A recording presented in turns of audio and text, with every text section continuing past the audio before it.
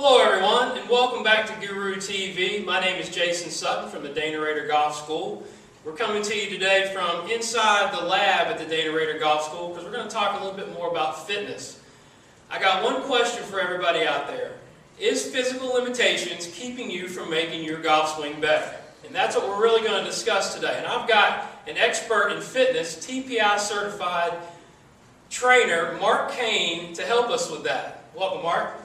Good to see you again. You guys noticed him from the first video that we did. And we've got a special guest today, Meyer, which is one of my longtime students. Me and Mike have been working together a long time.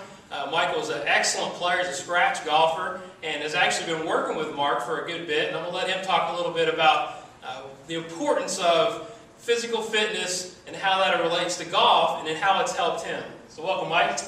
Hey, Jason. Good to see you. Good to see you. So I know you guys have been working together for how long now? I guess it's been about 3 years. 3 years. 3 years, yeah. Excellent. So, tell us a little bit about how that's helped your golf game.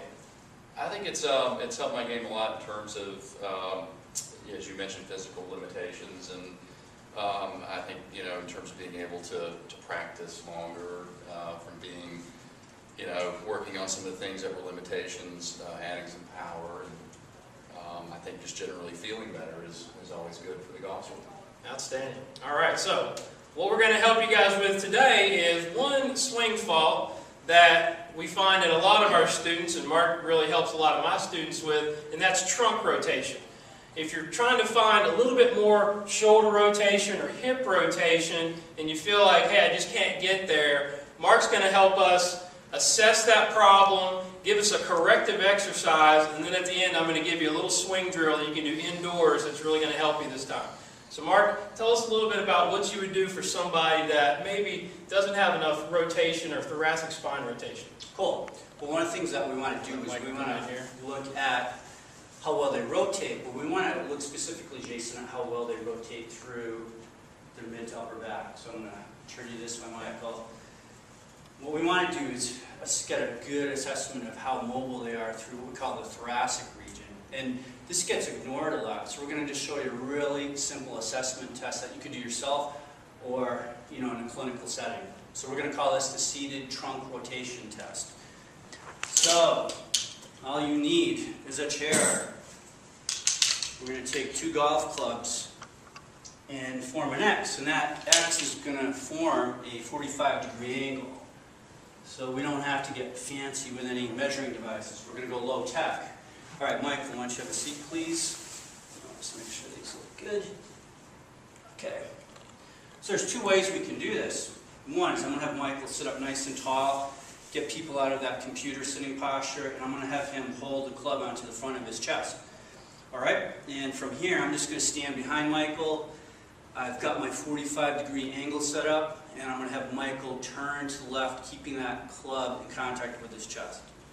And so we can just eyeball it simply, and from what I can see, Michael's going beyond 45 degrees here, Jason. So what are we looking for there, Mark? What's the standard? Standard is to get past 45 degrees. Now, you could have somebody going all the way up to 70 degrees. Gotcha. So next, we're going to have him rotate to the right. And as we can see here, Michael's got a little bit more rotation to the right with the club in front of him. Okay? But what's pretty cool about this is that some people can fool you. They look like they have really good thoracic rotation, but with the club in front, the shoulder blades are allowed to slide. So it gives the impression that that person has more mobility there. So we can be a little bit more strict and precise. So what I'm going to have Michael do is we're just going to place the club behind his back, and he's going to secure that with his arms. Okay?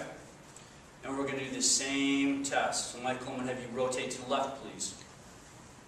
Okay? And what's pretty much equal, this test versus the first one. All right, now we're going to the right. Okay?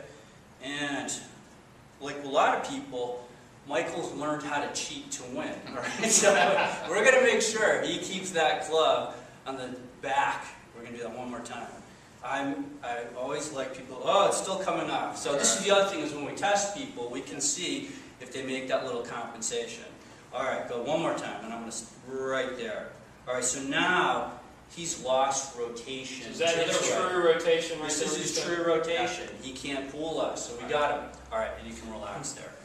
So this restriction could be to stiff joints in the thoracic region, or it could have tight muscles of the thoracic paraspinals. Awesome. So once again, using the foam roller would be very helpful, but why not give him an exercise that he can do at home to work on thoracic rotation? This is something that we actually work together. Me and Michael is getting a little more rotation because his golf swing gets a little short at times, so this is going to be great for him. All right, so really simple. These are called reach backs. So Michael, what I'm going to have you do is get onto a hands and knee position, kind of like a table position in yoga, facing that way. That'd be cool. All right. So he's lined up perfectly. And what I'm going to have you do, Michael, is just put your hand behind your neck. Okay?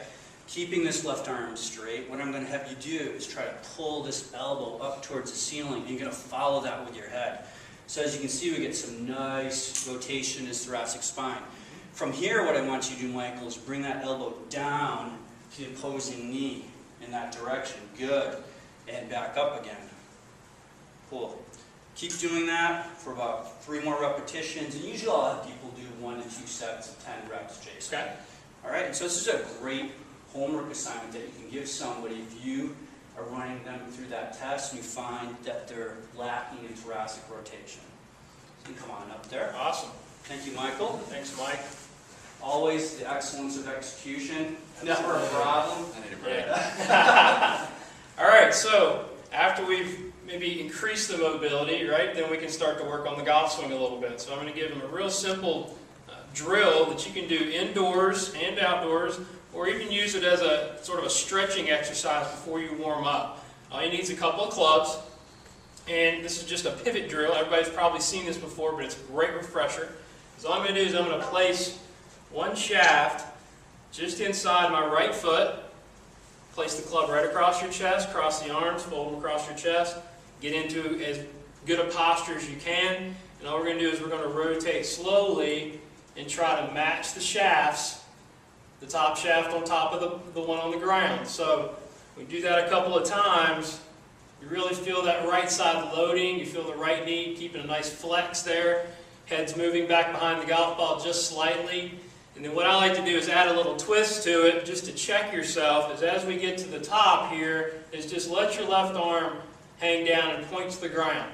So we want to make sure our finger is pointing a little bit behind the golf ball, but inside your right knee.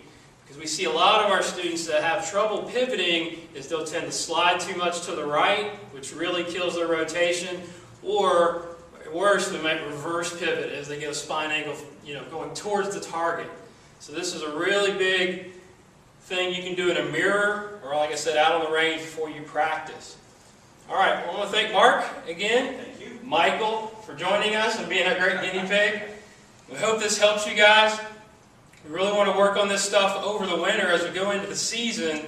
We always work on our full swing, our short game, the mental side, but you have to add physical fitness if you really want to get the most out of your game. Thanks for visiting the blog. Everybody can go to gurutv.com to check out all the videos and the stuff I've got there. Also, check out the blog roll. I've got Mark Kane Training, his website, so you can visit that as well. TPI.com. All the stuff is there. So, good luck with your fitness, and we'll see you next time on Guru TV.